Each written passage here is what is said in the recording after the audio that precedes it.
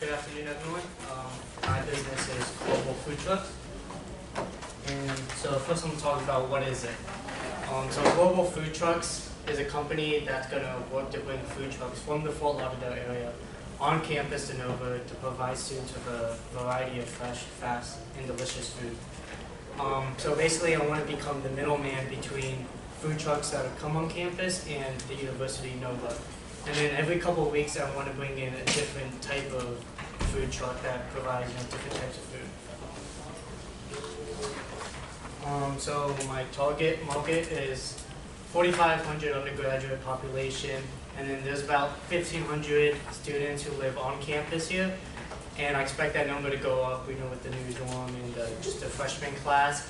And I kind of identified this as my primary target market. And then, of course, we have commuters, faculty, and the graduate population that I do have to keep in mind. But the 1,500 students is what I'm primarily going to be focused on, just because I feel like they're kind of, trapped on campus. They have to kind of eat the same thing. They're very limited. So for my survey, I sent out about 215 students. I got 129 responses. The first question I asked them actually was just kind of like a qualifying question was, do you live on campus? And about 80% of them said yes. So from that, I kind of based off that the results that I'm going to get kind of serves as my target market and what I can expect from my customers. And so then I asked them, on a scale of 1 to 7, with 7 being the best and 1 being the worst, how would you rate the on-campus food at Nova? So about 32% said 4, and about 32% said 3. And basically what this showed me was that the students aren't happy with the food here, and they're looking for a change. And then I asked, how many times a week would you support the on-campus food truck? And 51.9% said 2 times a week, which shows me that students are willing to support my idea. They're looking for a change and they're willing to try something new and have a new experience. And then 2 more questions I asked was, what type of food would you like to see? I gave them a list of American, Italian, Greek, Mexican, and all of the above option, and an other option where people kind of wrote in Chinese, Indian, Jamaican. But the most people picked the all of the above option, followed by the American, 31%. And so basically what I took from this was that not only are students looking for a change, but they're looking for a variety. Because I understand if the American percent was 55 or 60, then I would say, okay, they're just tired of the food here. But because I think that they chose all of the above, they're really looking for different types of food, different each couple weeks. And then if there was a food truck on campus, how much of your own money would you pay per visit? Overwhelming 60% said $5 to $10, which kind of just gave me an idea of my customer's budget. And so I can kind of go from there. Value proposition. Why would Nova or the food trucks pick me? For Nova, I basically narrowed it down to 2 reasons.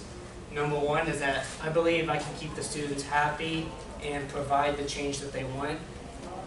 With my business, I think I'm able to communicate effectively with the students, and me being the student myself, I can talk to other students in class, survey them, kind of keep up with what they like, what they don't like. And the second reason was having this food truck attract the best and brightest students at Nova. From a prospective student, I think just coming on campus, if they were just taking a tour and they saw food trucks on campus, and maybe one of the orientation leader or tour guide mentioned, oh, this is a student-run businesses, they're able to see the kind of opportunities and benefits Nova brings them, and understands you're able to get this business experience before graduating. And then for the food trucks, I'm saying why they would pick me is, number 1, I believe I can supply them with a bunch of hungry students who are willing to support and pay for the food. And also, I'm going to be doing the advertising and marketing for the food truck, so it's kind of free publicity. And so strengths and weaknesses. Strengths, fresh, fast, and tasty. Also, we're going to have a variety of food. and it's going to be convenient. Food trucks, they don't take that long to make the food, so you won't have to be standing around maybe worrying about being late to class. And then weaknesses is you can't use DB. We have to educate, the students, not only like for them knowing that you can't use declining balance, but also the type of food trucks that are going to be in each week, because it's going to change. And so, an obstacle I know that I need to figure out is kind of like the legal aspect of the food trucks. Is it okay if I'm allowed to have it? The insurance, I know I need to contact business services about that. That's definitely a no is my next step. Competition, Flight Deck, Einstein's, and the cafeteria. So some of the strengths of these are that, they can use declining balance, they're in good locations, high populated places, and people know what they are. Even Einstein's for DeSantis, it kind of caters to its faculty and commuters. If students get to class early, they can kind of just walk down, get something to snack, and then walk back up. But the weaknesses, I would say, is that you know what you're going to get from there. It's the same thing every time. It's not a new experience. And I feel that's where the food trucks have the greatest advantage. So these are the 3 food trucks that I kind of did research on, and I picked these 3 because I think that they would be really beneficial on campus. So the first is JB's Cheesesteak food truck. They do like chicken and Philly cheesesteaks. As you see here, this whole thing would be $13, and then or you could get half the sub with the fries for $8. And then we have the egg roll truck, which is about $10 for the egg roll and the fries. And good thing about this one is that it can do a lot of different things. They can do chicken, beef, vegan, vegetarian, or dessert ones. And then I just have a Mexican food truck here, tacos $2, something easy, cheap, college students will love. And I basically just put this here to show you that these food truck prices aren't like incredibly high. They're not like outrageous. They're well within the student's budget, and you get a good amount of food for what you pay for. All right, so the financial breakdown. So the way I'm going to do this is I'm going to charge the food trucks $50 for every 3 hours they want to come on campus and sell the food. And for my funding request, I'm asking for $1,700. $500 will be emergency fund just for in case anything goes wrong, and $1,200 will be marketing and advertisement. And I know it seems kind of high, but the reason that is because once the food trucks are on campus, my main job, my most important job, will be to market the heck out of it. Basically, if the students don't come to the food truck's not going to want to come back. Everything will fall apart. So I'm going to be heavily invested in marketing, so that's why. And then I kind of put together like the revenue projection that I expect to have and the kind of profit. So, and this is by month. So in the first month, I expect to sell 6 spots. And by spots, I mean 6 of those 3-hour periods, $50 each. And then second month, 8, third month, 10. And then I don't have any inventory or cost of goods or anything like that. The food truck owners will bring that. And so my main expenses would be the marketing and the emergency fund. And so if I keep on this pace, the third month, selling 10 spots, I should break even within my 7th month, just right after my 6th month. And that's basically factoring in that I use, my advertising money that equally, which I don't think will happen. Because, in months like December with winter break, I'm not going to have to market as much as that. And then in August, September, right when the school year starts, I'm going to have to market probably more. And then I obviously don't plan to use my emergency fund every month, the $55, but it's kind of unpredictable, so I just wanted to put that in there to account for it. And so, yeah, basically I'll break even within my 7th month, and I expect to pay back the loan around that time too, because I don't see this as like a business where I'm going to have to take my profits and then put it back into business, like a self-funding business. I think I should be fine with the money I have. Marketing, promotion, these are just examples of a flyer and poster I made. and my marketing strategy. So Instagram, Twitter, Facebook, and Snapchat. I plan to post on these at least once a day, even if it's not like directly with the business, at least indirectly. Post like an inspirational quote or something, and making sure to be active with my followers. I plan to ask some things like polls or surveys, or just even random questions. How your day going? Making sure I look at the comments, like the comments. If they have any questions, respond back to them.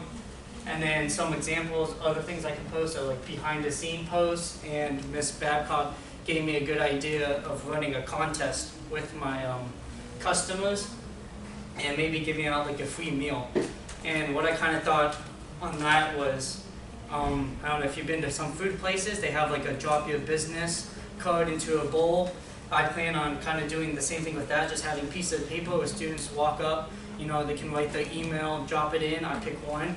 It's also a good way to keep track of my customers' emails, so if I have any special deals or anything just pops up, I can email all of them right away. And then location, ideally I'd like to be at the library quad. High traffic, high foot area. Students coming and going to classes. Even students in the library who just want a quick snack can pop down, get some food, and then go right back up to studying. I know that they have like events and things. I won't always be able to be there. So other places was the Santa Circle or the 2 circles outside the UC. There's one right before you walk in, the Sharp Circle, and also right when you walk outside the UC, there's one that I hardly ever see being used. And those also have like the same advantages as the library quad, so I see the good alternatives. And then my hours of operation would be Tuesday, Wednesday, and Thursday, 11 to 12. This is just peak lunch hours. You're going to get the most amount of business, most amount of traffic. I feel my business will do the best during these times.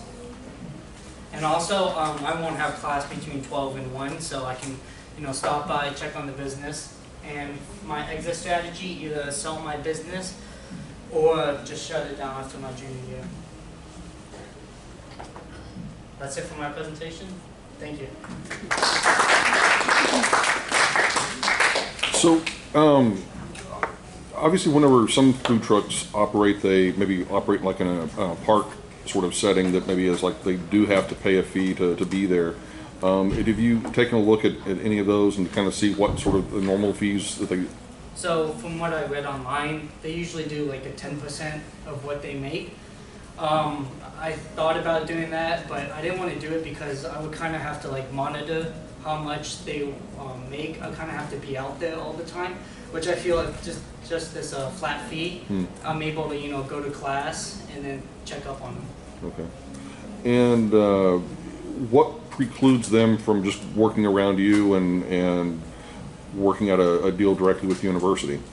Like I said, well, I want to work with the university to kind of get like an exclusive contract, but also I think the marketing is like a huge factor. If they come on campus, I don't know if anyone will show up, but if they come through me, I'll be able to market for them. I can almost guarantee people will show up. And also, I guess, what about the sort of the consistency in the sense of well, one day there's one there, one day there's not, and people, I guess, either getting used to a schedule or kind of, I guess, when they're. I mean, I understand you have your hours of operation, but I mean, I wonder if it's kind of a every other day sort of thing, whether or not it's going to be predictable enough for people to make that their choice. So I plan within the week. I plan to have the same food truck. And then every 2, or I'm thinking 3 weeks, that's when I do the change. And obviously, I'll do posters and flyers and like make a campaign to tell the students that it's changing. Okay. Let's see if there's anything else. Nope, that's it. Well, I'm going to kind of follow along with Fred's line of thinking. He indicated about them going through the university. What's to prevent them from coming on a day that you're not open and just showing up with their food trucks? So that's why I'm gonna definitely, I already know I'm gonna have to contact the university. That's why I really want to get that kind of exclusive thing with just food trucks. That way, you know, they all have to come through me.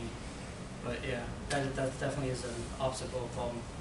Okay, and then I also was looking at the consistency, and so maybe I missed this, but are you going to have, did you say that you'll have the same truck there all week for a couple of weeks? Yeah. Or might you look at, so people know what to expect, every Monday you have from one of your trucks, every Wednesday, or on the days you're open, so they know Tuesdays are the days that the tacos are here. Mondays are what, I don't remember your days of operation, but another day is the day that the JB cheesesteak is here, and another day is the day the egg roll. And that way, it kind of builds up their anticipation, because what if they don't like one of the things you have there and you have it there for 2 weeks? Yeah. It's just something to think about. Definitely. Yeah, I didn't think about that. I think it would also like help me in the marketing. I would be able to like reuse things. You could yeah, you definitely could reuse things. So just think about it. Okay, Sean. Yeah, so you said that you mainly use the funds for marketing and advertising. Mhm. So what do you plan on doing? Do you plan on doing like arrows that lead them there? Like what are some of the options that you plan on doing? Yeah, just for my marketing strategy, I plan to do like Snapchat filters, things like that. Maybe create like an event just to get the buzz about even before. So basically, I just want to do as much marketing as I can, put as many like flyers and posters as I can, because my business will basically depend on it. And then also, have you spoke with Campus Life or Orientation? 'Cause they've definitely been the ones to connect with food trucks. I have not yet, but that's something I'm going to do within Like ASAP. yeah. Something I thought of, like during the cheerleading competitions, like so the UC is like where residential students get their food. And during cheerleading competitions, I don't even feel like I want to go to the UC. Like I'd rather go off campus, go somewhere where I like to eat instead of having to deal with all that. It's like, I think it'd be cool on the weekends during the cheerleading competitions, like you could maybe really hit up the residential population, because they'll feel much more comfortable, maybe even have music, or like maybe even do a food truck rally if that's in your operating procedures during those cheerleading competitions. I think that's a good business target. And also, what I want to emphasize Campus Life, because I've thought about food trucks before, and I know, and from the research I did for Shark Park, vendors on campus have to have a certain amount of insurance. So I don't know if you know about that. So I definitely research, like, get to know Campus Life ASAP. Yeah, that's a good idea on the cheerleading. Oh, and also another variety, breakfast food truck. I don't know if they have those, but the breakfast here is kind of lame, so that'd be cool. Thank you.